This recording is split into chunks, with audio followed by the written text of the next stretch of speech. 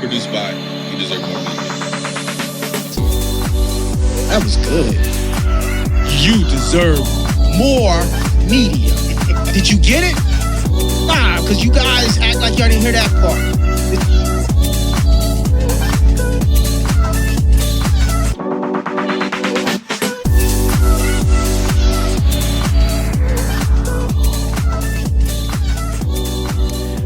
Ben is with us from Cyft.ai. Ben is the founding sales member of their sales team, right? SDR or BDR expertise, professional, content creator, wizard. I've been laughing at a lot of his content online. You guys know me from Village Help Desk, IT service provider. You Deserve More Media, creative agency, and Become Paragon apparel clothing.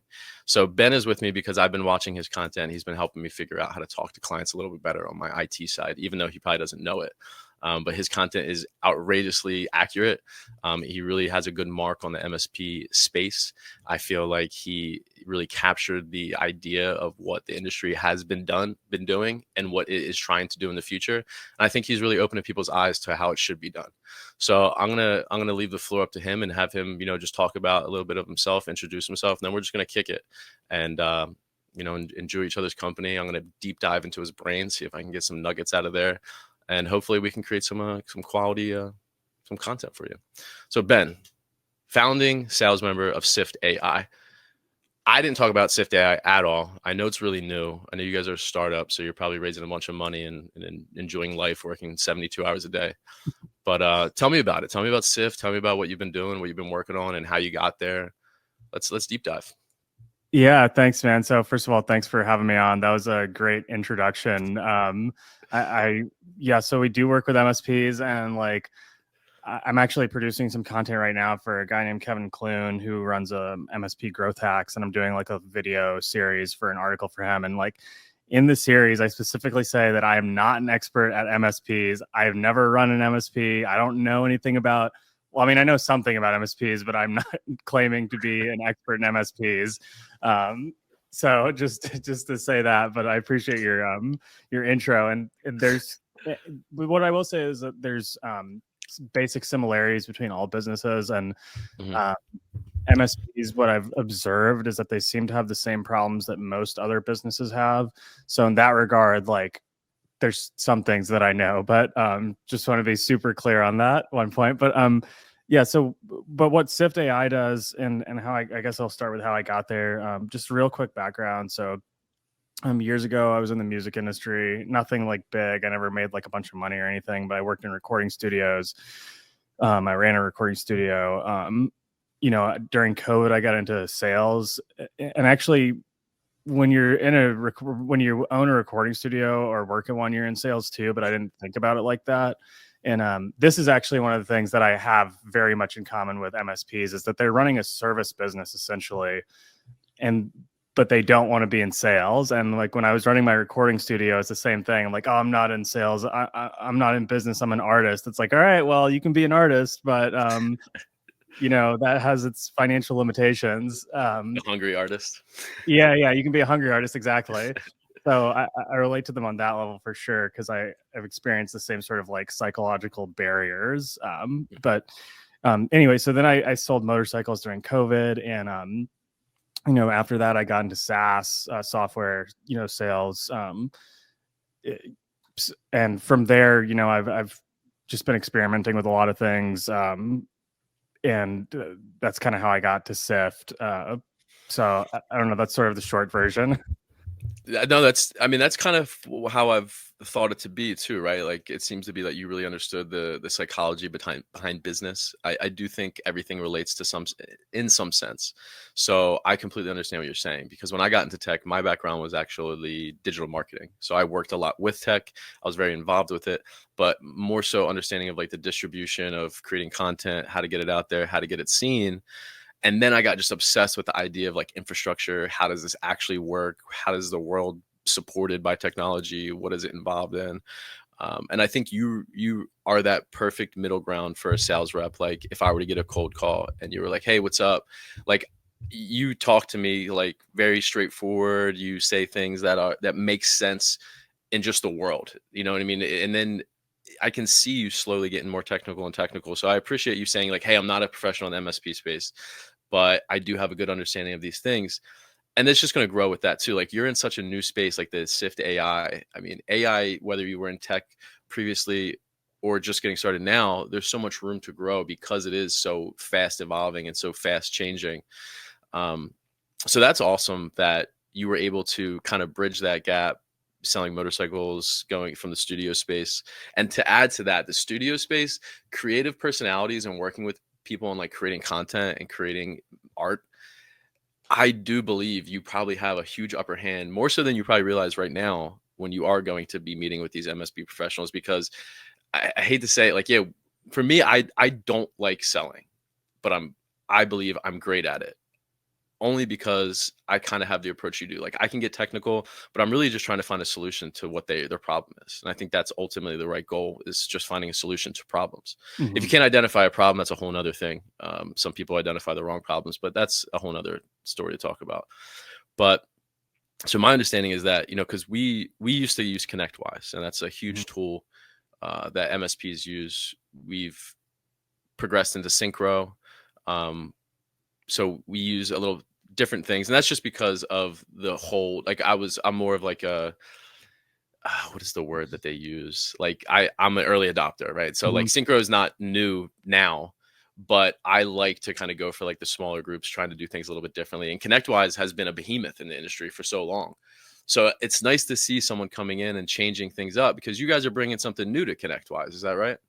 Yeah, so I mean, the concept is pretty simple, like the basic concept. Our vision is not simple, and I will spare you the whole like 10-minute diatribe on the vision. But like the tool that we have right now is super simple. Like you talk to the PSA, like Siri, for instance, and say, "Hey, ConnectWise update ticket 1115."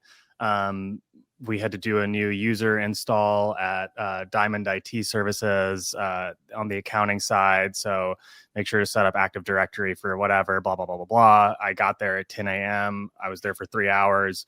And it'll fill out the ticket for you. It'll fill it out. You can edit it. You can finish it. And the basic thesis is that we originally had sort of conceptualized this for sales, but then we realized like there's usually only one person doing sales at most MSPs, so that's probably not a good like demographic. But what we realized is that there's a lot of field techs out there filling out their notes like at the end of the week. And on the surface, it's kind of an interesting problem, or it's not an interesting problem, because like, oh well, yeah, they fill out the notes at the end of the week, whatever. But what happens is they actually miss out on billable hours. They create friction with the customer because their notes are not like readable to a normal person. So one of the things that Cyft does is it just takes their notes and whatever it does, it dumbs it down to like a 9th grade reading level, which a lot of techs don't, write in. So anyway, that's sort of like the basic idea. There's other directions that we're going with it. But yeah. That's awesome. I mean, so that's a huge problem, right? For me, actually, you said it, sometimes it's not a problem, I guess, with some people you talk to, but for me, I think appropriate time with note keeping, like creating the ticket, getting the ticket in, having the correct notes on it, is crucial for us, especially with just how fast things move. I think it's crucial because as the future goes on, as AI starts happening, as automation keeps happening, we want to make sure that things are notated and documented right away. So to be able to have a tool like that is incredible. But I always think a little bit ahead. I see what you guys are doing. I think the long case implications of what Cyft.ai could be for the MSP space is just insane.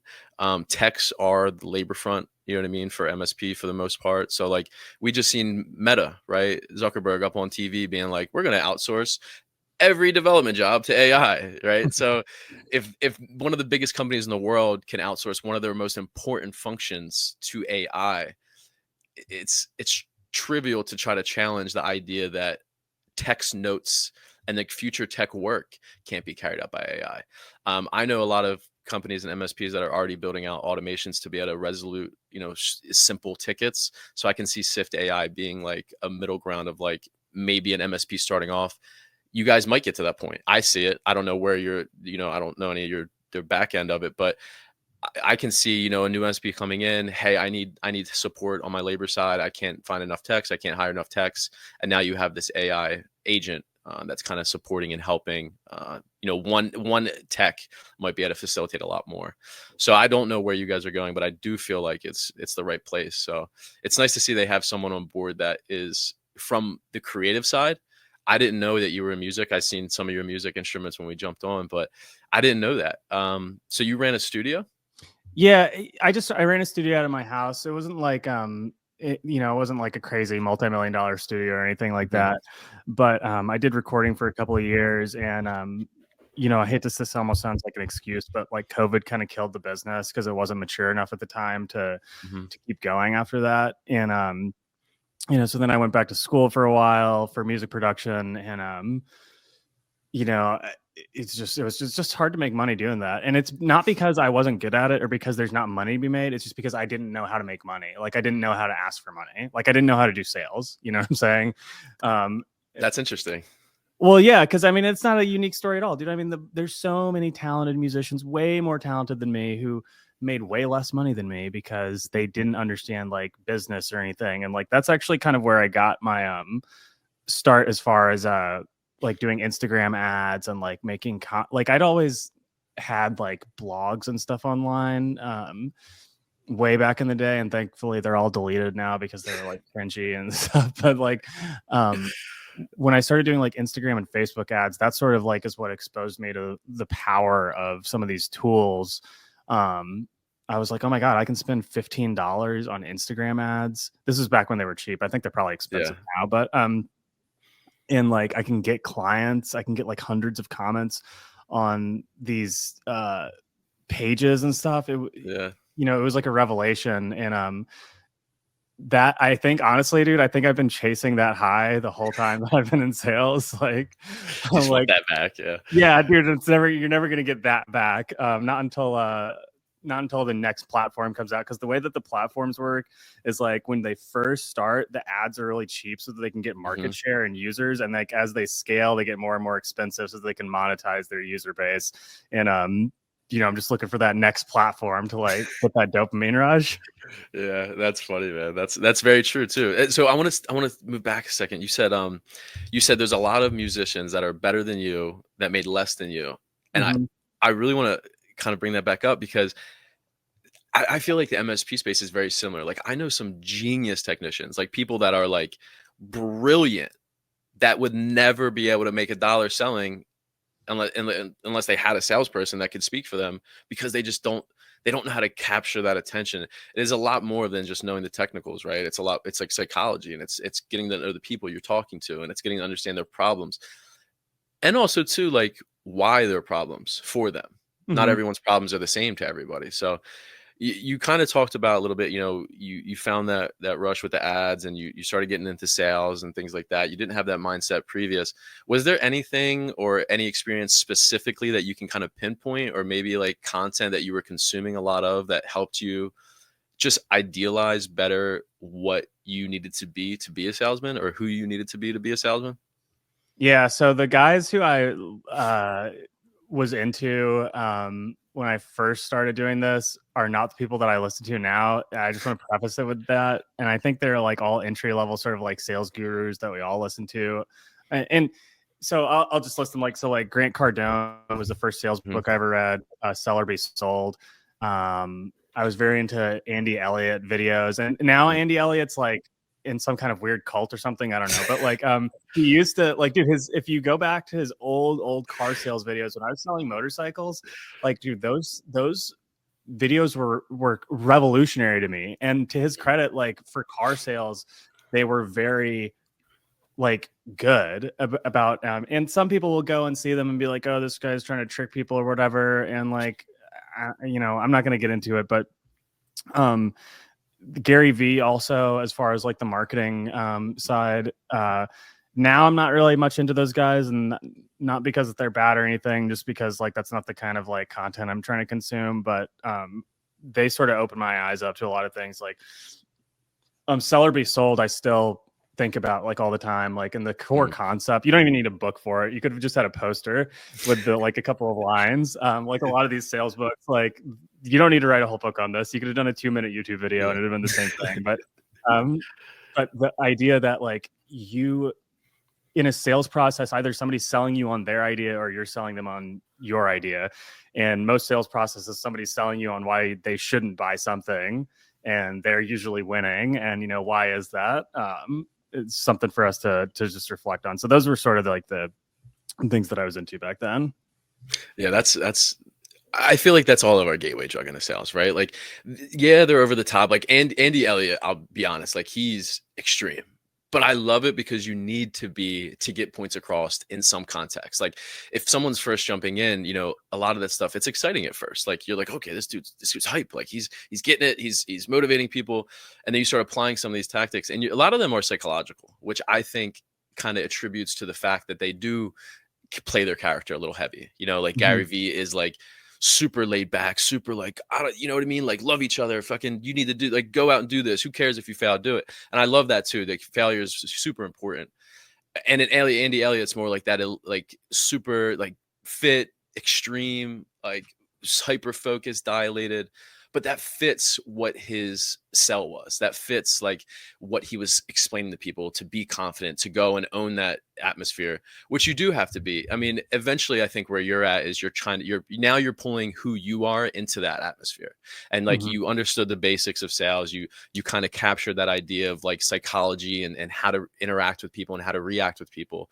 But now you're like, how do I get them to react to who I am by leveraging all this? I'm just kind of pulling things out here. That's what my experience was anyway. And that's kind of what I'm hearing from you. Cause I was the same way, man. Like, I mean, Andy Elliott was newer. I jumped on to, honestly, you know what? Sales wasn't even necessarily the first kind of books I was reading. It was really like personality type stuff, like How to Win Friends and Influence People by Dale Carnegie. That book changed my life. I have the first edition in my library. And, he might be kind of cringy now to say, I don't know. I love him still, but Tony Robbins, like he was, in my opinion, Tony Robbins is an elite salesman. He sells feelings, like he sells thoughts and feelings. And like, if you watch his it's not a documentary, but like, I'm Not Your Guru. Like there was like this one woman that he like made cry in it. Like he was like talking to her and he made her cry. And I'll be honest, like this is a little embarrassing, but I started to cry. I was like, what the hell is happening? Like I started to watch this woman cry. I was crying because he was talking to her. And it was just so commanding, like the way he spoke to her, the way he was confident, the way he made eye contact. And I do believe that's why a lot of those books and those people are like the first, you know, entryway into the sales mindset, is because they teach that animosity to like be confident, go stare at those people in the face, go shake their hand firm, go, you know, be like exactly what you said. You're selling your thoughts at the end of the day, and they're selling you their opinions and thoughts. So who has more leverage, who has more paperwork, who has more evidence and factual based convincing, and also psychological convincing too, because sometimes problems are just anthills, and then some other problems are mountains, depending on who you talk to. Yeah. So one thing about like Tony Robbins is I'm not like super into Tony Robbins or anything. I couldn't quote him at all, but like people like him.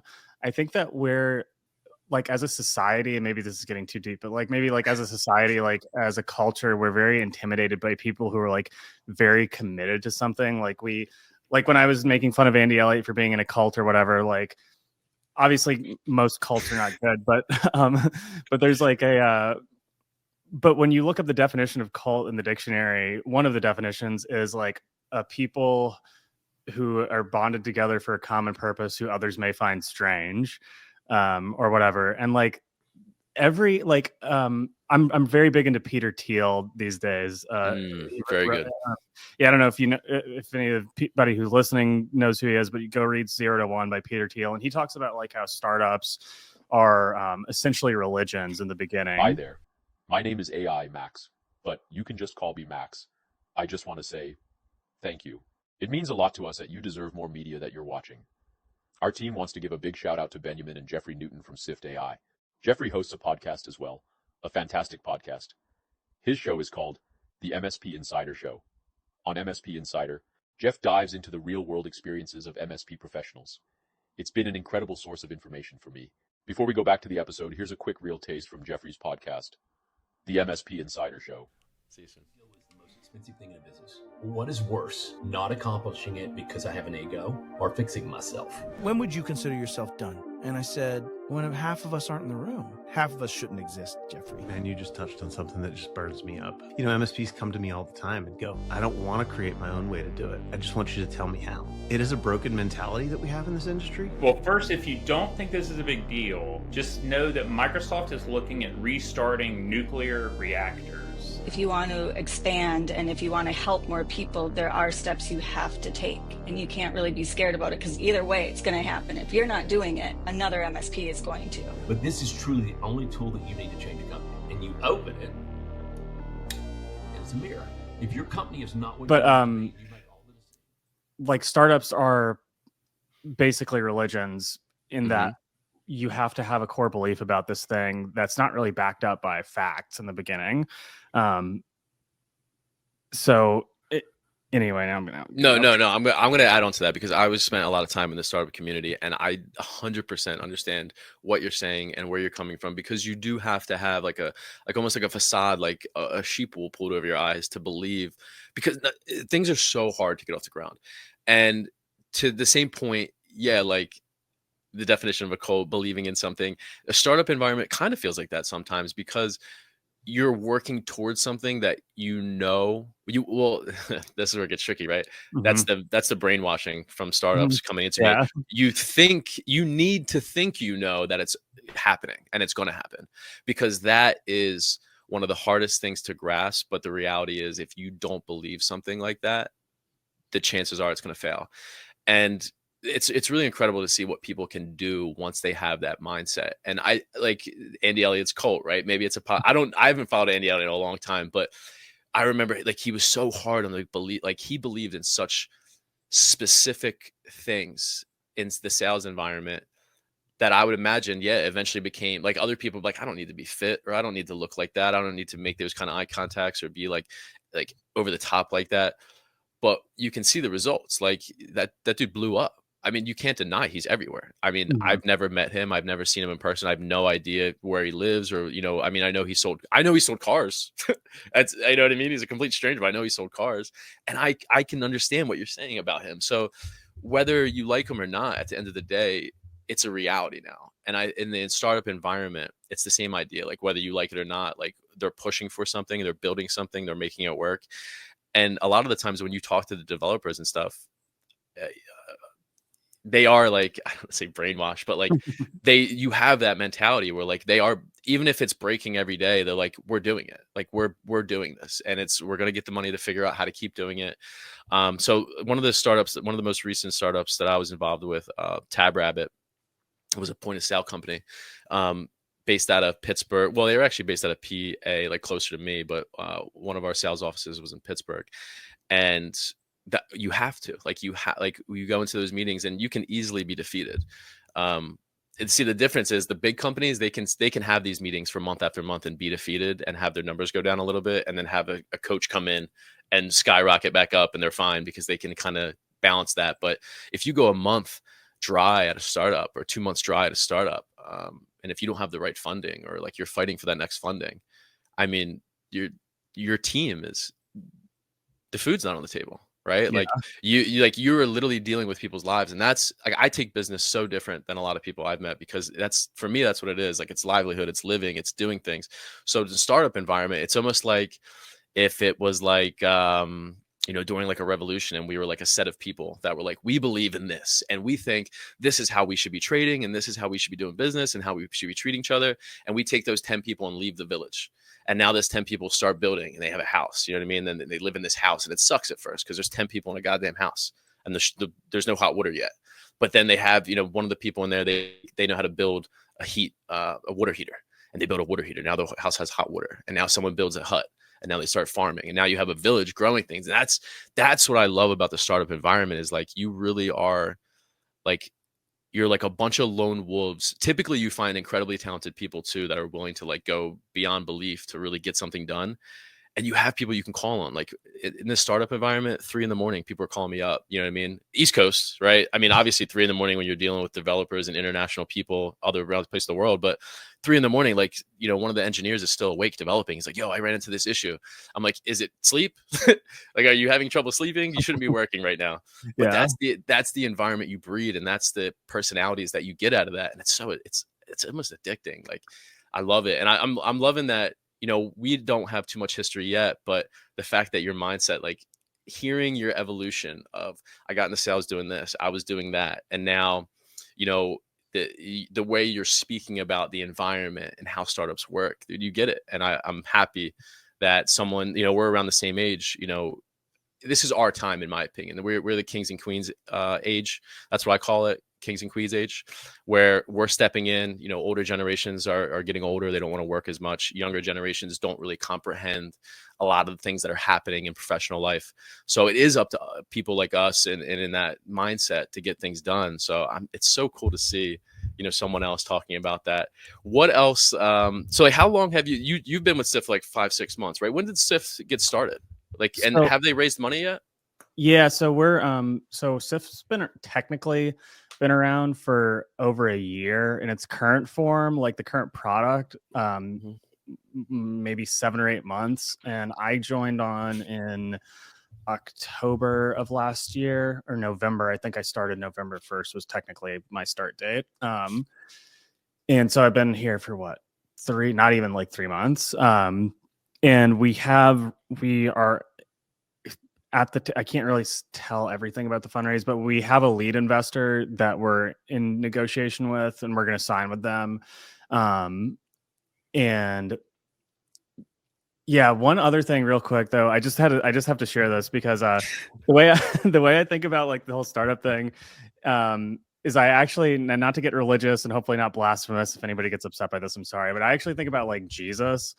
And I'm not like super religious or anything. I just know, you know, the stories about Jesus, right? And you know, when you think about like Jesus, okay, like the Romans were in Israel, like hanging people and nailing them up on crosses and stuff. And he knew a secret, right? And the secret was, if you love these people and if you forgive them, you will be cured of your resentment and your anger. And you know what happened is he got a band of people together who he told this secret to, and they're like, oh my God, like he's right. He's like revealing like deep universal truths to us that were almost sort of hidden in plain sight. And a startup is kind of the same way. Like, you know, it's founded, you know, you want to find co-conspirators.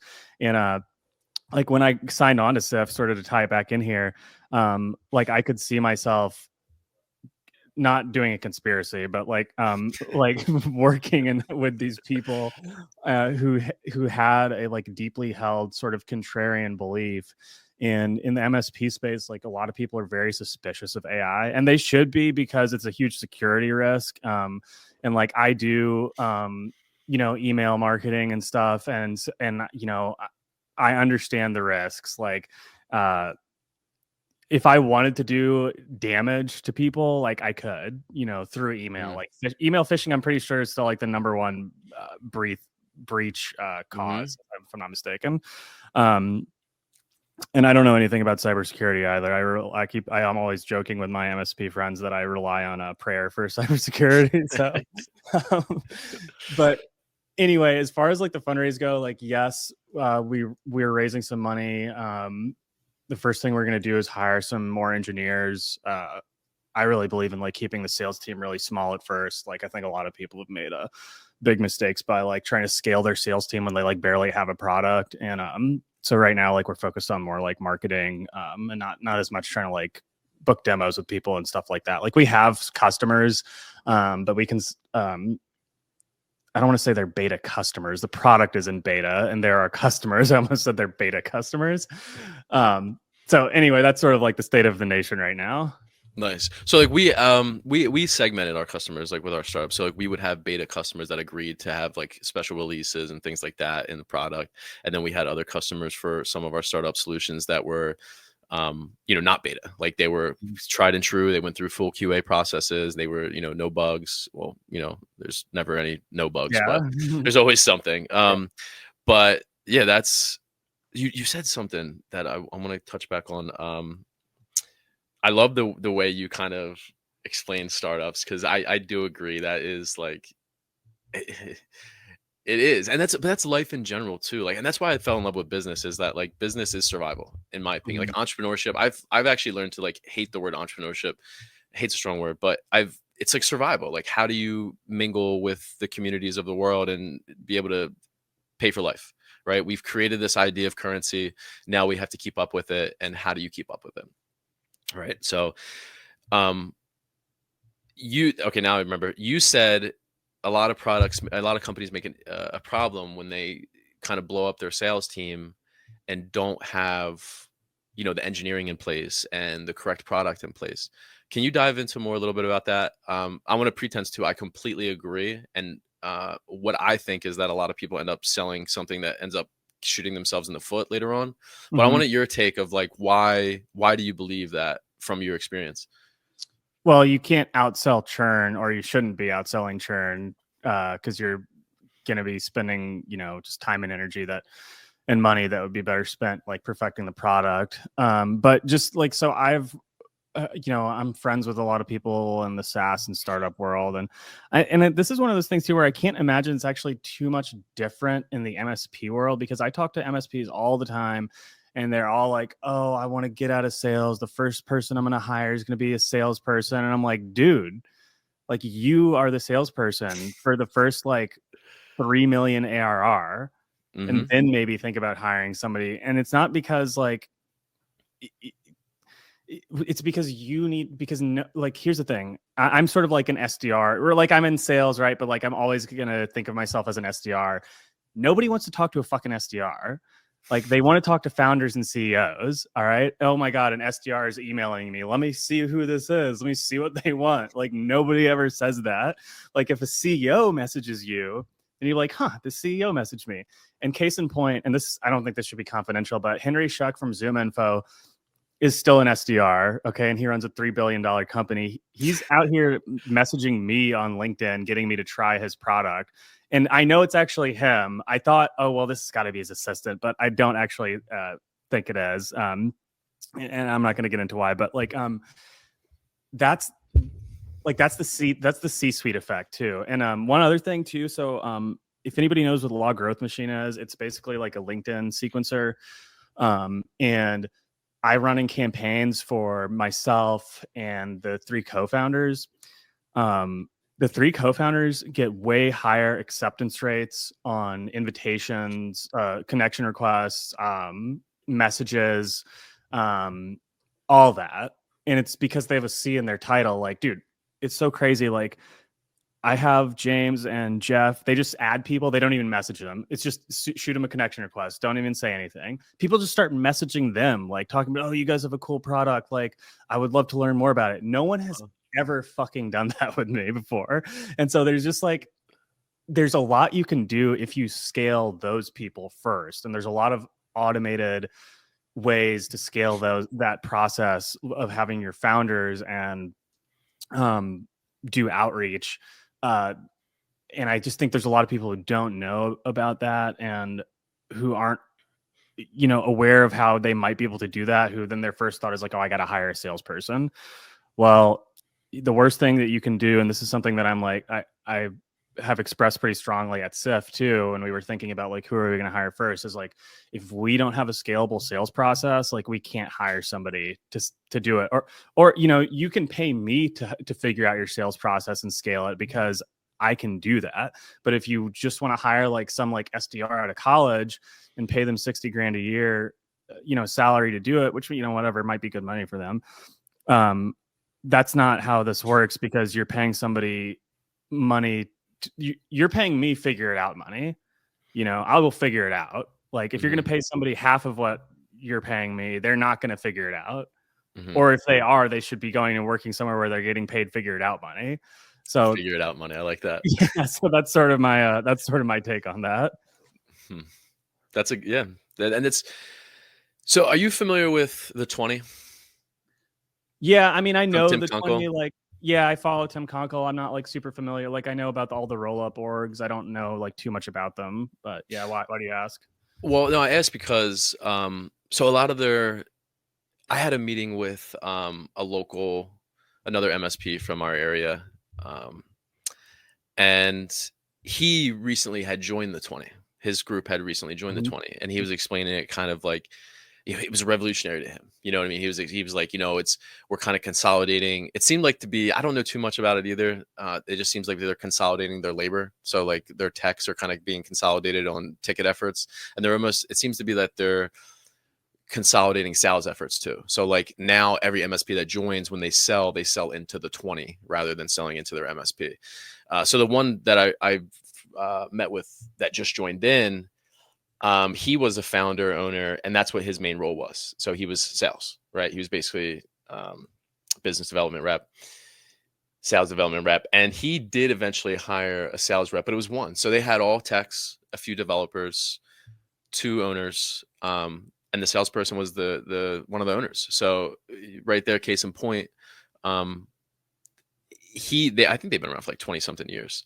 Yeah. So that was, kind of, they kept it the whole time, where the leader, whoever the leader of the group was kind of the one commandeering those sales. And then it gets to a bigger point too, because with tech, you can go into large organization sales where, they might want to see the CEO, the person representing the whole entirety, because they might be selling into a group of X amount of companies or X amount of products. When you start dealing with, other companies that just manage large amounts of IT companies, like the 20. 20 is basically a large management company of like a bunch of MSPs, right? They buy and acquire MSPs, and then they grow, and then they're just managing this giant building. I think they have like a 5-story building in Texas with like nothing but techs that is just managing Really? all. Yeah. So I didn't actually, know they had it like that. That's pretty loaded, huh? I think they acquired like 20 something, 30 something MSPs in the past 2 years. Yeah, it's massive. Tim is really killing it. Yeah.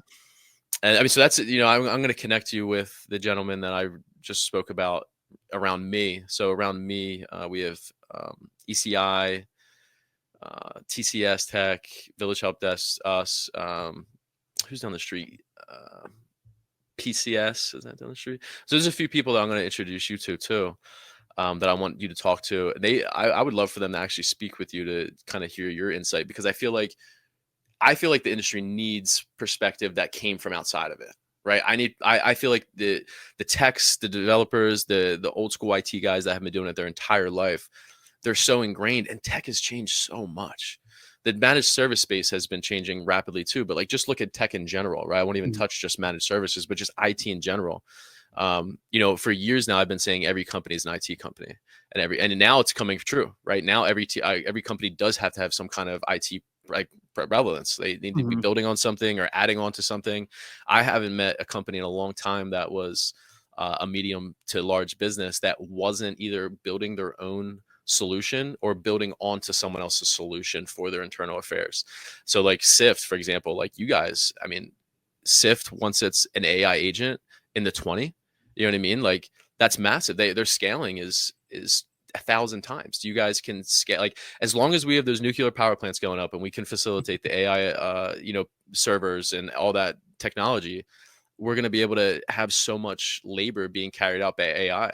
Is there anything that you've seen like with some of the Cyft clients now that like maybe you did catch a little bit of that original Instagram high where you're like, because for me, right, like that sales thing, what you explained, that was so funny. I love that. But for me too, like giving a solution to someone and them coming back and being like, dude, this is insane. Like, I didn't realize I could work like this. It's almost like being in that little covenant and, Jesus telling you that you don't need to be mad at everyone and you can love them. Right. And then like you show them the solution. You're like, look, you don't need to be mad at ads. You don't need to be mad at ConnectWise. You don't need to be mad at this. Use this tool. It makes it so much better. Has there been like an experience like that for you where someone started using it and they're like, oh, this is awesome. This has changed the way I do stuff. Yeah. So, one of the things that was really like when I signed on, when people try to get you to come work at places, they're like, oh, we have the best, like coolest tool ever and blah, blah, blah. They're doing this whole sales pitch. And, when they told me some of the things that like, oh, well, we allowed people to take ticket like completion time down from like 6 minutes to 60 seconds and all this kind of stuff. I'm like, okay, whatever, dude. Like I've heard this stuff so many times before. And when they actually showed me how easy it was, and like when I started going through call recordings with some of their actual customers, then I started to like believe a little bit. And so I don't know if I don't know if I ever got the Instagram high from it yet, but I have seen some great results. And I would not like, I've sold okay products before, and I've dealt with a lot of like shitty salespeople, basically lying to me about whatever they sell. And like I didn't want to come here and be a part of something like that. And as I've gotten to know a lot of our customers over the past few months, like I have seen them tell me that sort of thing, like response times for tickets have gone way down, and like quality has gone way up, and people like what happens over the long tail of using Cyft is that your customers quit calling you as much, because when they call you, it's never like good. Like they're never calling you to like hey, are you guys at your office? I want to drop some pizza off. Never. It's always like, my printer's broken. Like, why did you fucking break my printer? So you get less inbound calls like that from using Cyft, and it's just because the quality of service goes up, and the communication of the service goes up as well, because people know exactly what happened due to the notes, as opposed to like whatever your tech put in there, and they're like, I don't know what this means. Like, I'm just going to call these people. So yeah, I don't know about the Instagram high, but like I've definitely like seen the actual improvement happen. That's awesome. That's a big. You touched on something that's really big for me. Is like there's been so many situations where they sell you, right? Like if they're recruiting you, if they're you're going to be a partner with selling their solution, if you're going to be an employee or a contractor, they have to sell you too, right? That's a sales too, and we can do this, we can do that, and so many false promises come in when that happens, especially when they're not selling to a client, when they're selling to someone that's just going to be on the team. More falsities come in. So it's so funny you mentioned that, because I'm the same way. Like every time I get presented a new solution or something, I'm like, all right, let's see what happens. It's the best AI, it's the smartest, it's the fastest. I get it. And then when you actually see it happen in real life, and then someone's solution is a solution, you're like, okay, I can put my name behind that, and that's where it really comes into important. But yeah, it's nice to see a solution that is a solution, and it's a good feeling. It might not be that Instagram high, but hopefully one day you'll be able to sell into an organization where you see their ticket time go down to 60 seconds and it's across 10 million tickets, right? Yeah. Like that's a huge, because now you're talking like life-changing numbers, right? Like now you're saving so much money and you're capturing so many billable hours that the business is going to change. And then when you can change someone's business, man, that's when someone invests themselves into a business and that's their livelihood and etc. And now you're this outside partner coming in, you're like, dude, like check out this, be happy, don't be mad. Check it out, be glad. And like they come back, and maybe one day they will drop pizza off on our desk. It still hasn't happened to me, but I still get the calls about, hey, why is this broken and why isn't it fixed yet? But maybe one day we'll have these AI agents to be able to do everything, and we can just sit back and collect all the happiness and high fives. Well, one thing, so there's a company called Thread, and if anybody here, they're kind of a competitor, but like they're also I consider I look up to them a little bit in the space. They have something that I think is cool that we're going to steal. I'm just kidding. Emulate. I don't know what the proper term is. We're going to take inspiration from it. They have a chatbot on their website that I don't know exactly if it has details on all the tickets that they've ever done, but like sort of like the vision for Cyft is that we have an AI that can analyze every piece of data that's in the PSA. All of the ticket dispositions, all of the patterns that are emerging. Like if somebody's laptop keeps breaking, we're just going to automatically create a sales opportunity in ConnectWise to get them a new laptop or whatever, because like we're spending more money fixing it than it would them just buying one. Things like that. One of the ideas that I have is like, okay, we have all this data, all this unstructured data in the PSA. If it's connected to like IT Glue and Hoodoo and all these and like all the documentation platforms, like theoretically, like a chatbot should be one of the easiest things to build to like decrease or increase capacity on L1 techs. And we're not trying to like replace people's L1 techs. Like the idea is that like they're augmented by having access to tools like Cyft. And even almost like internally, if you think about it, like the thing about like AI and the sort of Siri for ConnectWise or whatever is that the people who are our age or younger, they're going to be used to operating with voice and AI. It's like they're not going to want to go workplaces where they have to fucking pull up IT glue and like read through a bunch of documentation. Dude, I don't. I have the attention span of a mouse. Dude, like for real. Like, dude, I'm in ChatGPT and Claude all day. Like I have a bunch of trained projects with all of the data for like whatever project I'm working on, whether it's sales or email or programming. Like I'm in that stuff all day. And like I think people who are technical like us, who are younger than us, are going to be used to working like that. And so I'm hoping like Cyft isn't too early to market there. But anyway, that's huge, man. Yeah, and so that's kind of the opportunity that I see. And when you're talking about like, you know, helping people run their business and have a livelihood, one of the things that I like about working with MSPs is that they're serving like Main Street America for the most part. I mean, yeah, you got your DoD contracts and your Coca-Cola MSPs and stuff like that, but for the most part, like they're just helping like doctors' offices and like accounting firms and like all of the businesses that like help people just like live their lives and, you know, do their taxes and stuff like that. And so like I do take a little bit of pride in that, as opposed to like and nothing bad to say about my last company, but we were working for like you know, we were doing telecom aggregation, and like the companies we were selling to were just like giant national corporations. And you know, it is what it is. I'm not like gonna sit up here and give you a whole like anti-capitalist speech or whatever, but I prefer working with smaller businesses personally. Yeah, I'm glad you said that. So Village Help Desk started because of a lot of reasons, but like some notable ones that really stuck out to me was I was involved in like local politics and, you know, going down to the meetings, the council meetings, whatnot. And there was a lot of cases where I had seen people like, you know, a little bit older, a little less tech savvy, get into situations that ultimately they got the shit end of the stick because they weren't equipped. Like, for example, very, very minute, small situation that, you know, if we worked with the city that was doing this, it would have been no problem because we would have been able to help the woman. But she was like bidding, or she was trying to submit something to get like an approval for her house. Like something burned down in her house, and she wanted to change the upstairs to a rental or something like that because she didn't make enough money from her Social Security and she was older, she couldn't work. So she wanted to basically, I mean, there was some stuff that was probably not done correctly too. Like but you could tell she wasn't like, she had a hard time moving around, blah, blah, blah. But ultimately she was ill and she couldn't make it to the court appearance. Right. So they had given her the ability to phone in essentially with a computer, but she didn't have a computer and she didn't have anything that could give her like the access to this. Everyone could have access. It's very easy. Like, you know what I mean? A laptop can be brought to someone, a phone, you can use a phone to get on. And it was so trivial that she lost this case because she couldn't be there when her lawyer was there to represent her. She had to come back in person when her lawyer couldn't be there. It was so trivial for any of that to even happen when they could have, she lived down the street. They could have walked a laptop down to her if she wasn't feeling right. And like, that isn't something that I can explicitly change in the MSP space. Obviously that's very minute, small thing, but like, it really showed me that it does take a village to, like, it takes a lot of people and thoughts to kind of come to solutions.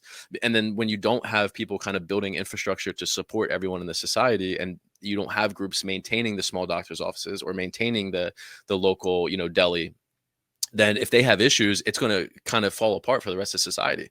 Because if you can't go to the doctor's office because they can't process transactions, because they don't have an IT group that can take care of them, and they don't understand IT because they're doctors, well, now, you know, Main Street America is falling down because we don't have the right support infrastructure in place with how fast technology is evolving.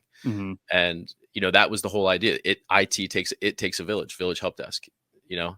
So, you know, you might not think you are, you know, tenured in this space, but I do think your mindset and what your experience is bringing everything this space needs.